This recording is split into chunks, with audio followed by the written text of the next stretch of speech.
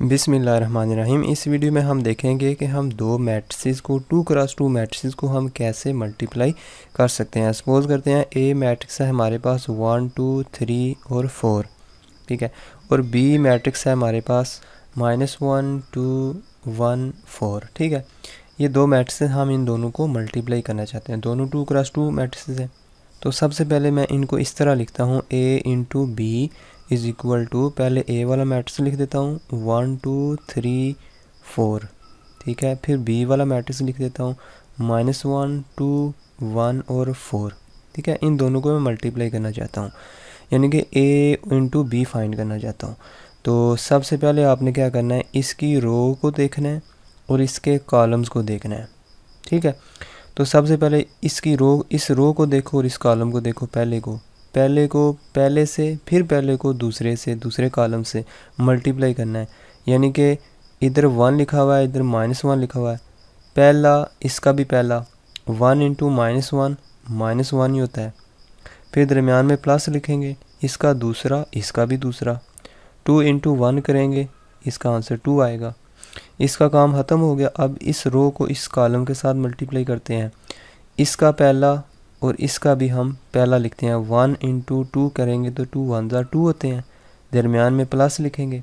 इसका दूसरा और इसका भी दूसरा, दोनों को मल्टीप्लाई करते हैं। 2 इंटू 4 कितने हो गए, 4 2 8, ठीक हो गया।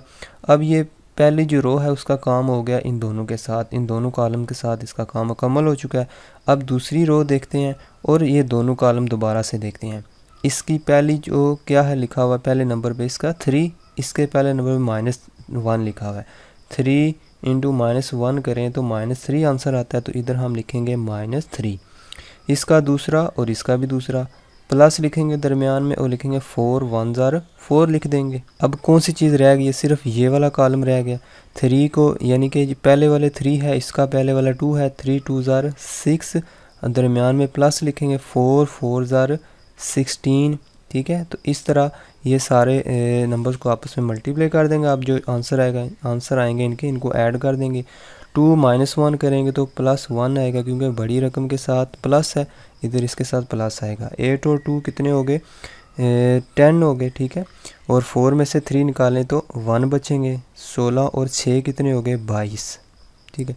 तो ये इसका आंसर आ गया। ए को बी के साथ मल्टीप्लाई किया तो इसका आंसर ये आया है। अब ये बात आपने याद रखनी है, अगर आपसे पूछा गया कि आपने ए बी फाइंड करना है तो आपने ए बी ही फाइंड करना है। आप ये नहीं कर सकते कि बी ए फाइंड करो तो उसका आंसर भी यही आए, नहीं। ए बी का आंसर और आएगा, बी ए का आंसर और आएगा, ठीक है। अब एक और बात आपने याद रखनी है कि जब भी दो मैट्रिक्स को मल्टीप्लाई करना है तो पहले मैट्रिक्स के कॉलम की तादाद और दूसरे मैट्रिक्स की रोज़ की तादाद आपस में बराबर होनी चाहिए। तो अगर आपको ये चीज़ भूल जाए तो आप CR, ये लफ्ज़ CR लिखा हुआ है, CR, इसको याद कर लें कि पहले मैट्रिक्स के कॉलम की तादाद और दूसरे मैट्रिक्स की रो की तादाद आपस में बराबर होनी चाहिए। तो फॉर एग्ज़ाम्पल ए मैट्रिक्स है अगर हमारे पास 1 2 3 4, इसमें कॉलम की तादाद कितनी है, 2, ठीक है। अब जो दूसरा मैट्रिक्स मैं लिखूँगा बी, उसमें रोज़ की तादाद इस कॉलम की तादाद के बराबर होनी चाहिए। इधर मैं कॉलम जितने मर्ज़ी लिख दूँ, इधर 100 भी कॉलम लिख दूँ तो कोई मसला नहीं है।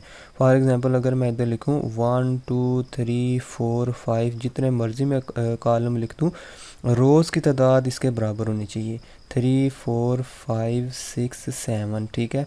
तो अगर गौर से देखें, इसके कॉलम की तादाद कितनी है, 2, इसकी रोज़ की तादाद कितनी है, 2, तो हम इन दो मैट्रिक्स को आपस में मल्टीप्लाई कर सकते हैं। ए इंटू बी करेंगे तो इसका आंसर आएगा 1 इंटू 2 करेंगे इसके साथ 1 3 के साथ, ठीक है।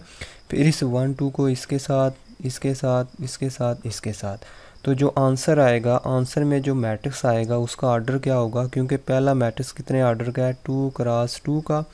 दूसरा मैट्रिक्स किस ऑर्डर का है, 2 रोज़ हैं, मल्टीप्लाई कितने कॉलम है इसमें, 1 2 3 4 5 कॉलम है, 5 लिख देता हूँ मैं। इसको मैं कॉमन ले लेता हूँ और ये जो आंसर आएगा वो 2 क्रॉस 5 ऑर्डर का होगा। तो लिहाजा हमें ये पता चला कि पहले मैट्रिक्स की अगर कॉलम की तादाद और दूसरे मैट्रिक्स की रोज़ की तादाद आपस में बराबर हो जाए तो हम दोनों मैट्रिक्स को मल्टीप्लाई कर सकते हैं।